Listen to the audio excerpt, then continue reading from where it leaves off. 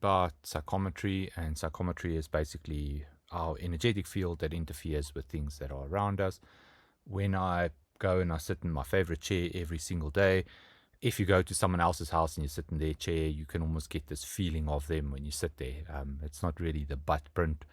My daughter says that, she's got, this position that she sits in, and she knows that it's her position because, she feels that, an imprint that she left is there, and it makes her feel comfortable. So it's not just that, it's also an energetic interference with objects.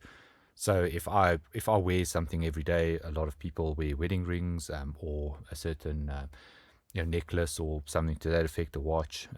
I know I went to someone long ago where they used objects to read from. I didn't have something, so she was a little bit upset.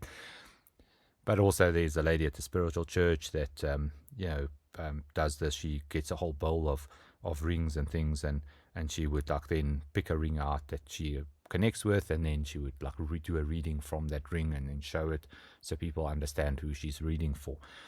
So all for that same reason, when we go to antique shops, people leave their imprints in objects, and sometimes when you go to an antique shop, you almost get like this feeling of the energetic imprint that somebody's left on an object. A lot of people that are very intuitive or very sensitive, they don't particularly like to go to antique shops. I've been to antique shop recently, and I would say it's not necessarily my favorite thing to do. You do kind of get like all these feelings that come through from different things, and well, there's nobody really to tell a story to, so there's no point in doing a reading on anything.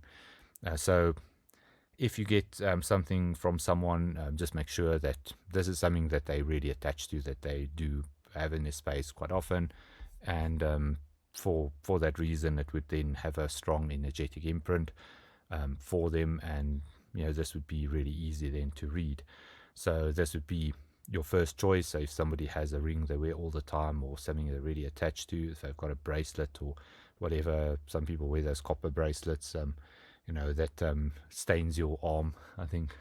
I don't know about the other benefits of it, but you can use that and do a reading from that.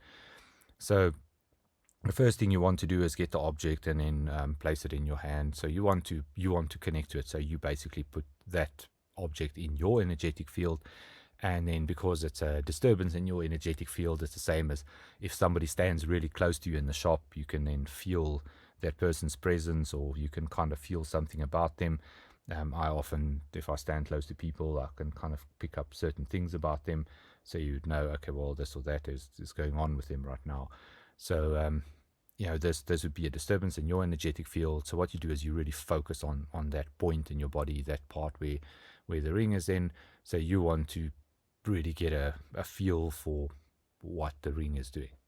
There's always an imprint that is going around an object. So what is different about it? So yes, you can feel the steel or the metal, or whatever the ring is made of. So you can feel that ring, but then there's something extra to it. It's almost like having like a kind of an imprint or different feeling to it. So what you want to do is then connect to that feeling of it. So you connect to the object, connect to the feeling around the object, and then what you want to do from that point on is then have the intention of allowing images and then feelings to come to you.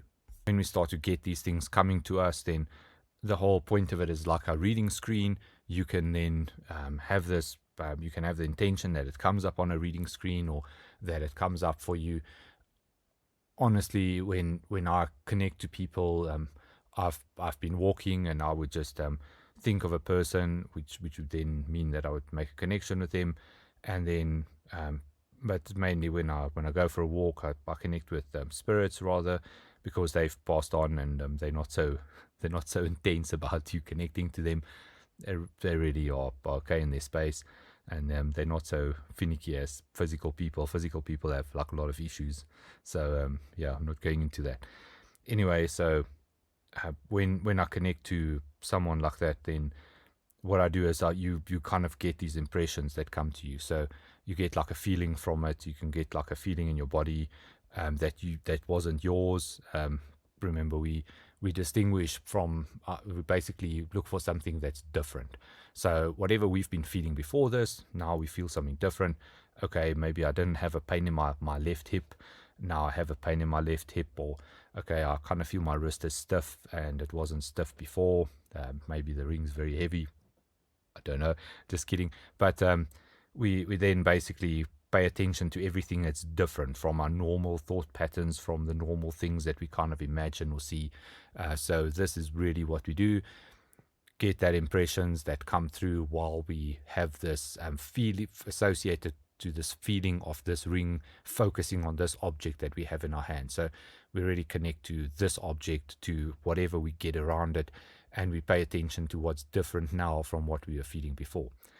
So this is basically a very high level type of idea about what this is, and it's something that you can do and try for yourself. It's not a part of the course where we're going to do this, because the course is online, and to get a physical object to someone becomes really difficult. So this would be something that you can practice for someone that you know. You can get an object and then connect with the object, and then obviously with whatever's around it. That's the person, is the energy that's in front of you. So instead of making a connection from your crown to their crown, or make a connection between yourself and say one of your chakras to their chakras, you basically connect to the imprint they left on an object, and from that imprint you then get like different things.